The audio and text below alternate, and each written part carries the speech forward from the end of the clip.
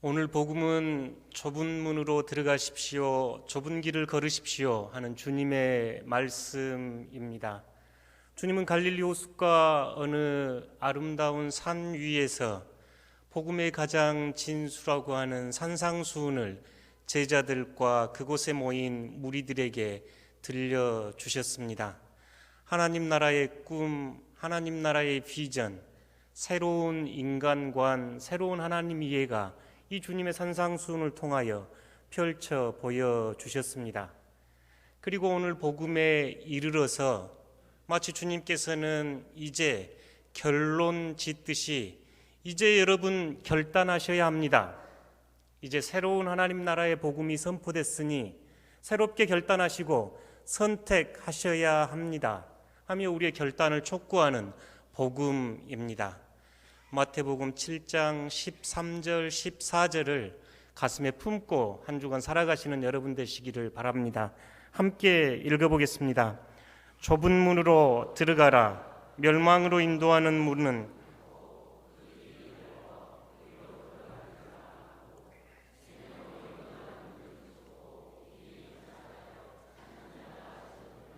아멘. 예수님은 마치 두 문이 보이고 있는 것처럼 말씀을 하십니다. 한쪽에는 좁은 문 있습니다. 이 좁은 문으로 들어가시면 생명으로 인도하는 문입니다. 그런데 이 좁은 문으로 들어가시면 길이 좁고 협착에 해서 찾는 이가 적습니다. 반대편에는 넓은 문이 있습니다. 이 길은 넓고 커서 많은 사람들이 이 길을 찾습니다만 이 길은 멸망의 문입니다.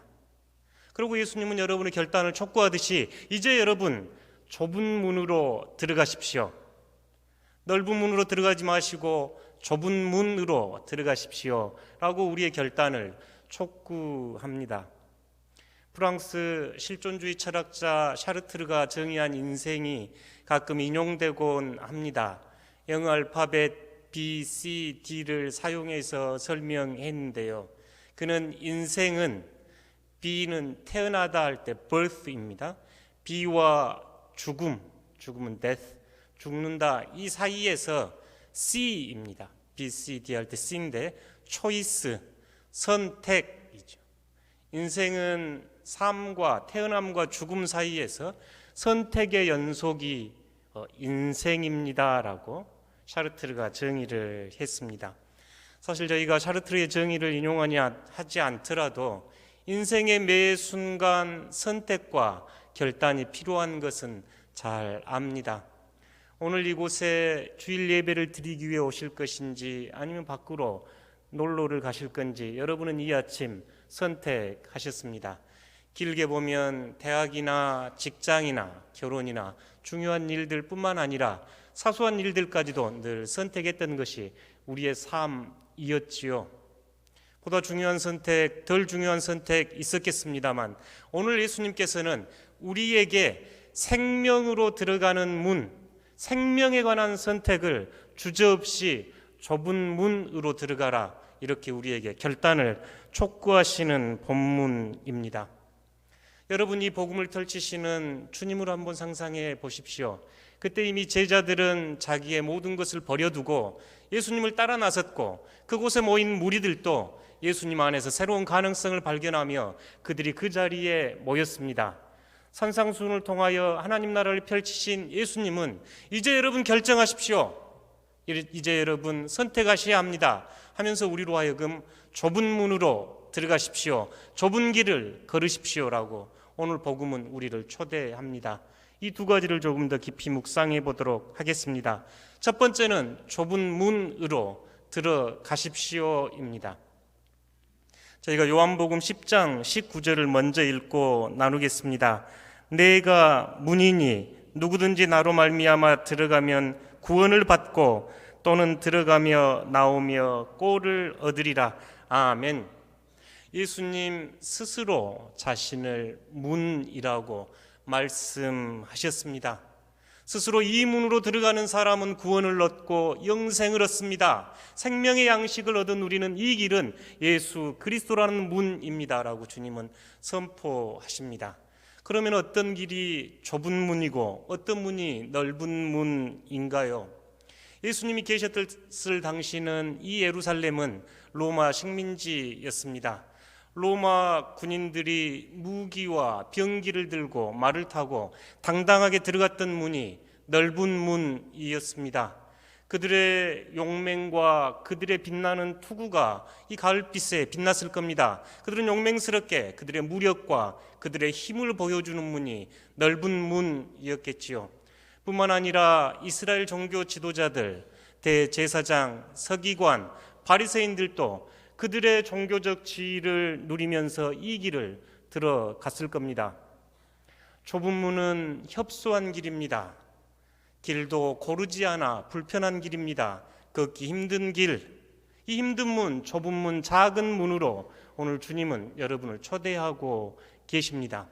여러분, 좁은 문으로 들어가십시오. 그곳이 생명의 문입니다. 제가 좁은 문을 묵상할 때면 떠오르는 이미지들이 몇 가지 있습니다. 그 중에 하나는 서울에 가면 피맛골, 피맛길이라고 하는 종로 큰 길가에 있는 작은 샛길입니다. 아마 가보신 분 기억나실 겁니다. 종로의 대로는 넓고 커도 그 피맛길이라고 하는 마차를 피해 평민들, 서민들이 다녔던 그 길은 지금도 협소하고 어찌 보면 지금도 어수선하게 정리되어 있지 않는 길이지요. 그 당시 권세가들이, 정치가들이 그 종로의 큰 대로를 말을 타고 마차를 타고 다닐 때 그 평민들이 갈 수밖에 없었던 조그만 샛길, 이 길이 피맛길, 피맛골 지금도 남아 있습니다. 그 길로 갈 수 있는 사람, 그 길로 가는 사람 어찌 겸손하지 않을 수 없겠습니까? 광주에 가면 담양에 소세원이라고 아주 아름다운 정원이 있습니다.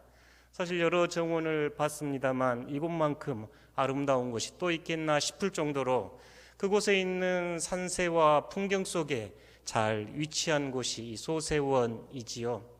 소세원은 조선의 중세 시대 때, 조선 중기 때 유학자들이 이상향을 꿈꾸었던 곳입니다. 위에는 제월 땅, 밑에는 광풍각이 있습니다. 광풍제월은 그 유학자들이 꿈꾸었던 새로운 인간상이었습니다. 비온 뒤에 맑은 바람처럼, 저 소나무 위로 떠오르는 달처럼 맑고 은은하며 고요한 인품을 담고자 했던 조선시대 유학자들의 꿈이 이 소세원에 들어있지요. 위쪽 제월 땅에서 밑에 광풍각으로 내려오는 것에 저 조그만 문이 있습니다. 빨간색 편말로 머리 조심 이렇게 붙여 있지요. 실제로 가보면 저도 머리를 숙여야 하고 자세를 낮추어야 들어갈 수 있는 문입니다. 스승이 있는 곳에 아니면 동료들이 있는 곳에 뭔가 새로운 배움을 꿈꾸고 새로운 이상향을 꿈꿀 때 그들은 몸을 낮추고 저 문으로 들어갔습니다.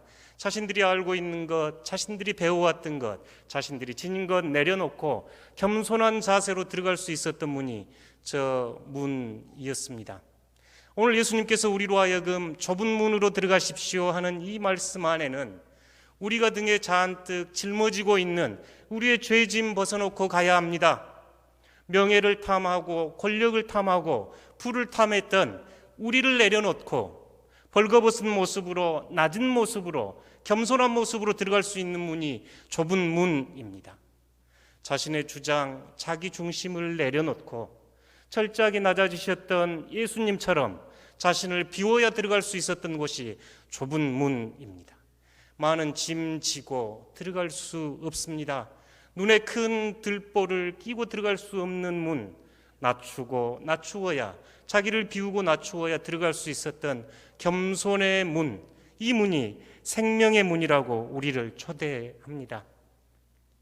제가 이쪽에 가재를 키운 적이 있습니다. 어항에 근처 강에서 가재를 잡아다가 집에서 한동안 키웠는데요. 가재가 더 성장을 하려면 이 자신의 이 껍질을 벗는 모습을 봤습니다. 꽤나 인상적이었습니다.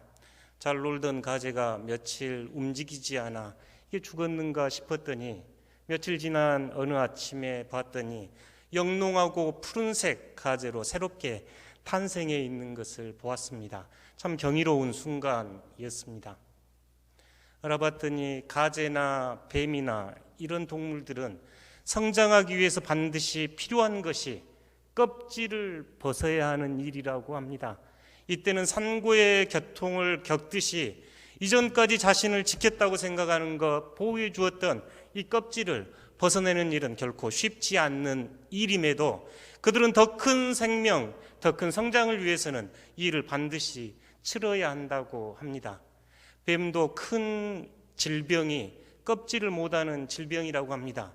그래서 뱀은 이 껍질을 벗기 위해서 좁은 돌틈에 자신을 끼우고 겨우 빠져나가야 새로운 뱀으로 성장한다는 이야기도 읽어보았습니다. 좁은 문이 그렇습니다.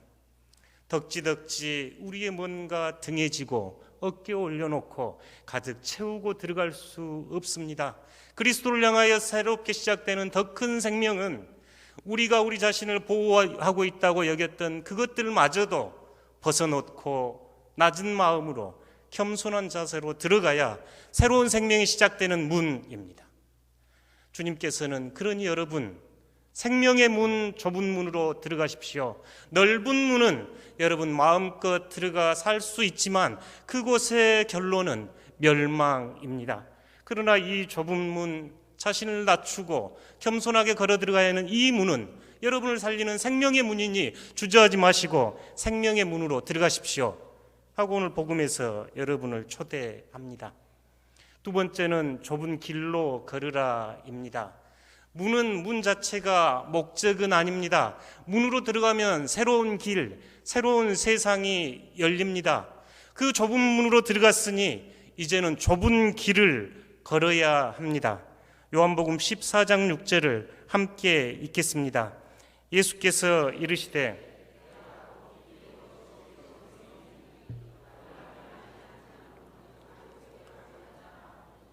아멘. 어느 화가가 그린 그림이었습니다.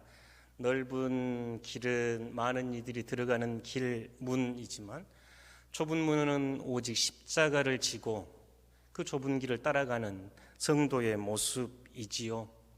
사실 문은 끝이 아니라 새로운 시작입니다. 우리가 이 예배당 문 안으로 들어와서 하나님께 예배드리는 새로운 시간입니다. 그런데 예수님은 이 새로운 길을 걸을 때 삼가 조심할 일 있습니다. 그 길에서 실패하지 않도록 여러분 삼가 주의하십시오 하면서 15절에서 20절에 거짓 선지자를 삼가십시오 하고 말씀하십니다. 함께 읽어보겠습니다. 거짓 선지자들을 삼가라. 양의 옷을 입고 너희에게 나아오나 속에는 노략질하는 일이라. 그들의 열매로 그들을 알지니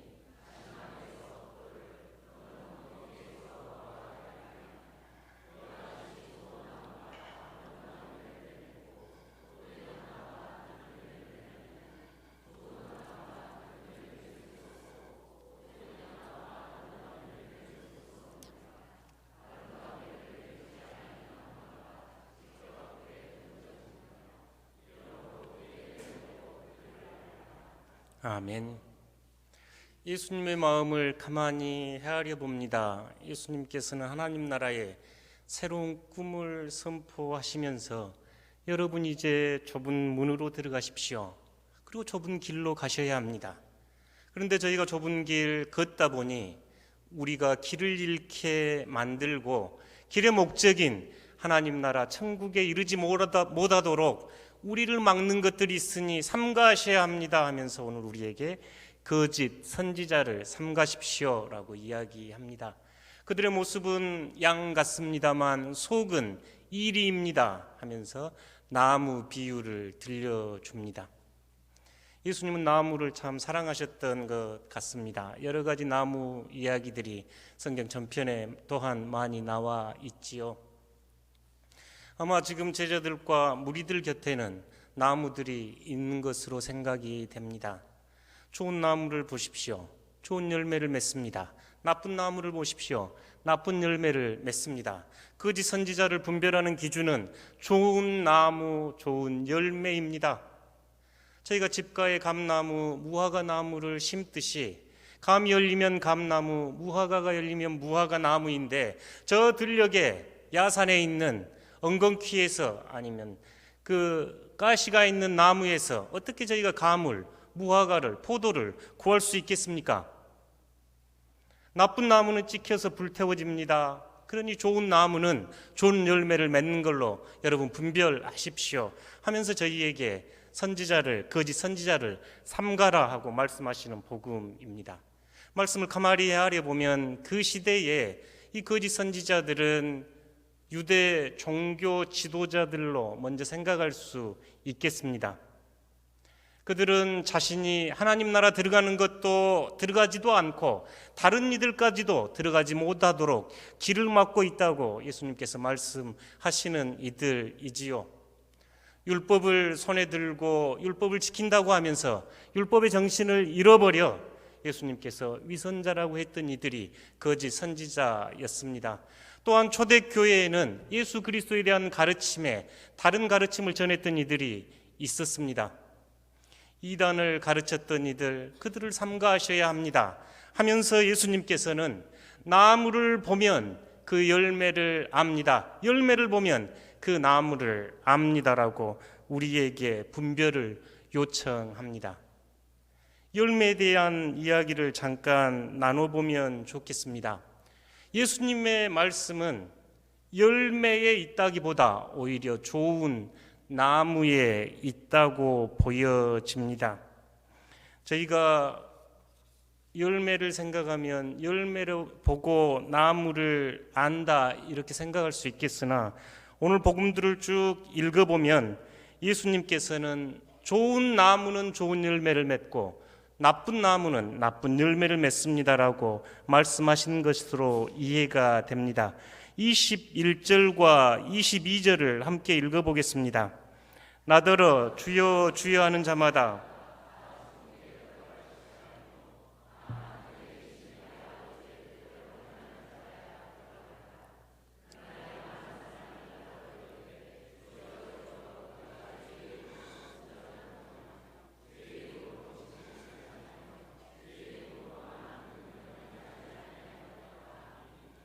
아멘. 이 길의 끝은 하나님 나라, 하늘나라입니다. 그 끝에 도달하는 동안 있을 수 있는 일에 대해서 말씀을 하시면서 주여 주여 하는 자마다 다 천국에 갈 것은 아닙니다. 하늘에 계신 아버지의 뜻대로 행하는 자라야 천국에 갈 것입니다. 초대교회 교부들은 이 하늘에 계신 아버지의 뜻이 하나님을 사랑하고 이웃을 사랑하고 자신이 대접받고자 하는 대로 남을 대접하라 하는 산상수훈의 가르침을 떠올렸습니다. 그러면서 예수님은 22절에서 말씀하십니다.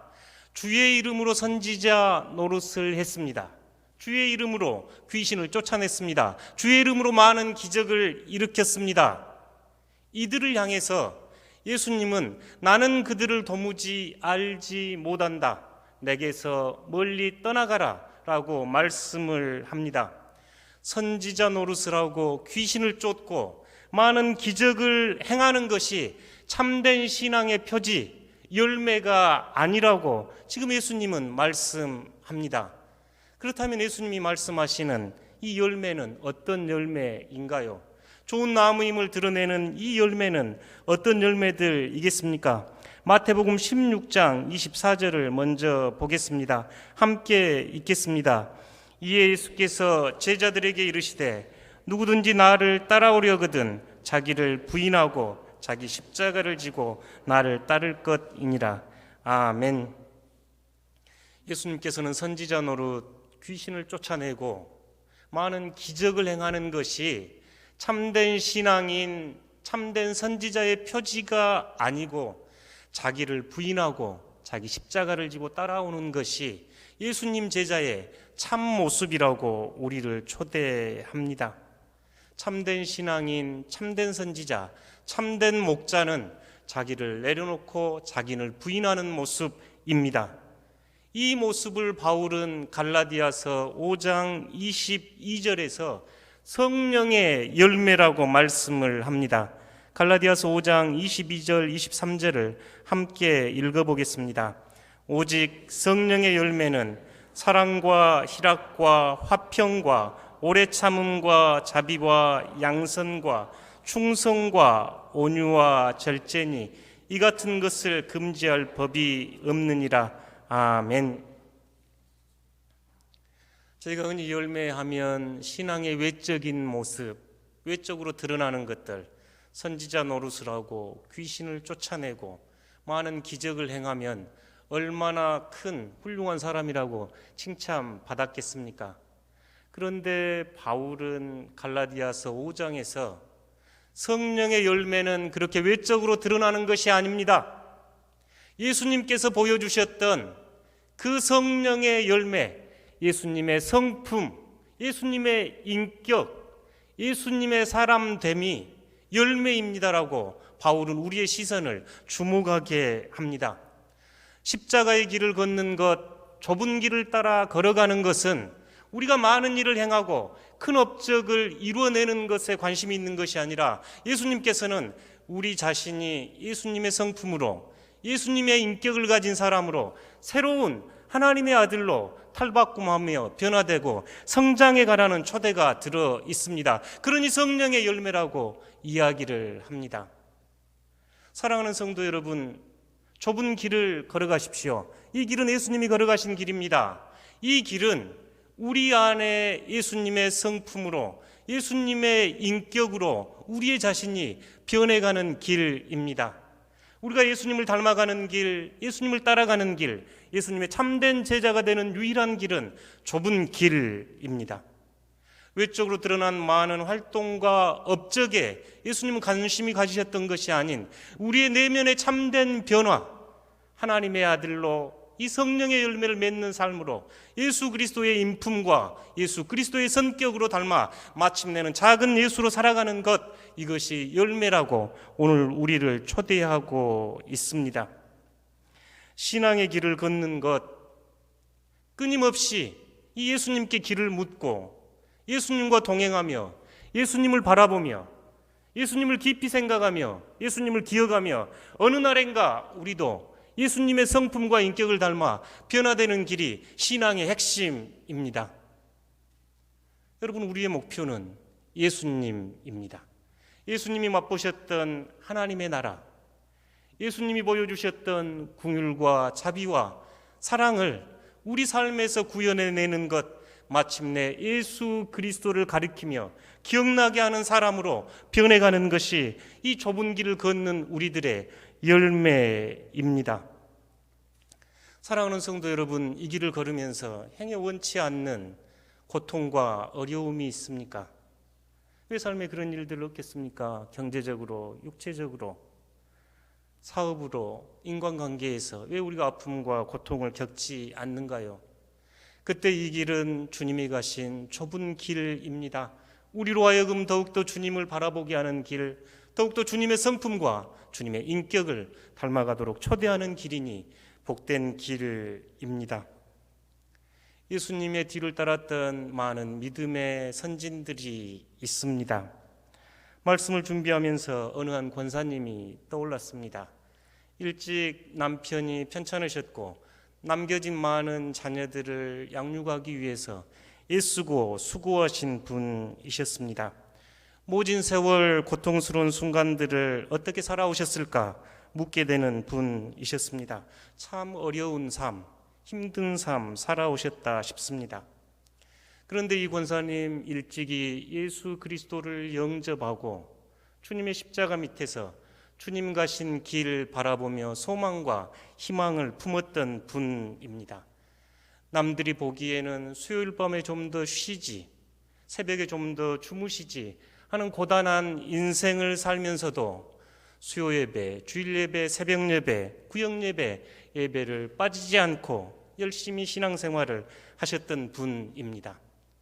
마치 구약에 나와 있는 욥을 바라보면서 그 많은 고통과 시련 속에서도 마침내 회복시키며 은혜를 주셨던 욥을 신앙의 지표로 삼고 오셨던 권사님이셨습니다.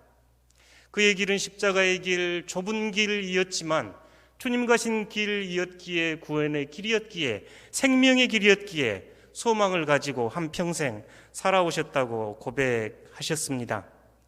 사랑하는 성도 여러분, 이곳 순천에도 그렇습니다. 1907년 중앙교회가 세워지고 많은 선교사들의 피와 땀과 눈물이 뿌려지는 곳이 이곳 순천입니다. 처음 오셨던 선교사님들 그리고 자녀들 30여 분이 돌아가시고 이곳에 지금 덕신교회가 세워진 것입니다. 십자가의 길을 가셨던 분들, 좁은 길을 걸으면서 예수님을 닮고자 했고 예수님의 사랑을 나누고자 했던 그분들의 사랑이 있었기에 오늘 우리가 이곳에서 예배 드리고 있습니다. 일본 시인 미츠하라 유리의 길을 만든 사람들이라는 길입니다. 맨 처음 길을 걷는 사람 훌륭해. 험한 길 처음으로 걸은 사람, 이름을 외울 가치가 있을 만큼 훌륭해. 그 오롯한 자세 정말 아름다워. 허나 그 뒤이어 이름 따위 안 남을 줄 알면서도 꾸준히 그 길을 밟아 다지며 걸어간 이들의 소박한 걸음도 뒤지지 않을 만큼 아름다워. 저희가 처음 길 가신 분 예수님이라고 알 수 있습니다. 주님이 홀로 가신 그 오롯한 길, 얼마나 아름다운 길입니까? 주님이 가셨던 그 길을 이름도 없이 묵묵하게 따라 걸었던 신앙의 선배들, 신앙의 선진들이 있기에 오늘 우리가 이 자리에서 예배 드립니다. 그러니 그 신앙의 선진들, 신앙의 선배들도 아름다운 분들입니다. 이제 말씀을 맺으며 여러분을 결단으로 촉구합니다. 좁은 문 예수 그리스도를 영접하십시오. 예수 그리스도를 영접하셨습니까? 그렇다면 좁은 길 예수님의 성품과 인격을 담는 제자가 되십시오. 오늘 예배를 드리시면서도 여전히 예수님이 누구신지 젊은 넓은 길과 좁은 길 사이에서 어디로 가야 할지 묻고 계신가요? 신앙생활을 하면서도 여전히 자아에 매달려 자기 등에 많은 죄짐을 지고 고뇌하며 번민하고 계신가요? 여전히 주님 앞에 나오지 못하고 여전히 이방인처럼 한 발 교회에 넣고 한 발 세상에 걸치고 살아가신가요? 그렇다면 오늘 주님은 여러분을 초청하십니다. 좁은 길로 들어가십시오. 예수 그리스도를 영접하십시오. 예수 그리스도는 생명의 문이며 여러분에게 생명을 약속하셨습니다. 이분들을 위해서 영접 기도를 함께 드리고 싶습니다. 함께 기도하겠습니다. 사랑의 하나님, 지금까지 내가 내 인생의 주인이라 여기며 살아왔습니다. 이제 마음의 문을 열고 예수님을 생명의 구세주로 고백하며 영접합니다. 예수님을 나의 구주로 영접하오니 나의 죄를 사하여 주시고 영원한 생명을 허락하여 주십시오. 이제부터 내가 주님을 바라보며 주님을 깊이 생각하며 주님을 따르고자 합니다. 그러니 나를 주님 닮은 인격과 성품을 지닌 제자로 살아가도록 은총을 허락하여 주십시오. 예수님 이름으로 기도합니다. 아멘. 오늘 예수 그리스도를 영접하시고 생명의 문으로 들어가십시오. 예수님은 여러분의 구세주이며 생명이십니다. 주님을 영접하고 이 자리에 계신 분 계신가요? 그렇다면 이제 예수님을 더 친밀히 알아가고 더 사랑하고 더 가까이에서 따르는, 그래서 마침내는 예수님의 성품이 나의 성품이 되고 예수님의 인격이 나의 인격이 되는 예수님의 참된 제자로 성숙해 가십시오. 여러분을 통하여 세상 사람들은 주님을 볼 것입니다. 이제 여러분은 예수님의 제자로 예수님의 작은 예수가 되어 이 세상에 빛과 소금의 역할을 감당하시는 복된 삶 살아가시기를 축복합니다.